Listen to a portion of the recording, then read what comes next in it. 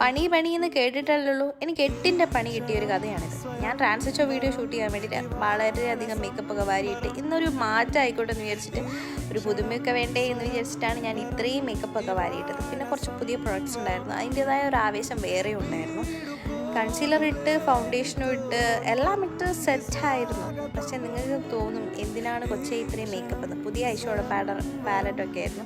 അപ്പോൾ പുതിയ കളർ സ്റ്റൈലും കളറും ഒക്കെ ഒന്ന് ട്രൈ ചെയ്തു. പിന്നെ ഐബ്രോസ് ത്രെഡ് ചെയ്തിട്ടില്ലായിരുന്നു, അന്നേരം അതും ഒന്ന് ഹൈലൈറ്റ് ചെയ്യാൻ വേണ്ടി കൺസീലർ കൊണ്ട് ലൈൻ ചെയ്ത് ബ്ലഷൊക്കെ ഇട്ട് ഒന്ന് കുറച്ച് ഓവർ ആയേക്കാമെന്ന് ഞാൻ വിചാരിച്ചു. ഞാൻ എന്ത് ചെയ്യാനല്ലേ, പലപ്പോഴും കിട്ടുന്ന ചാൻസ് ആണല്ലോ.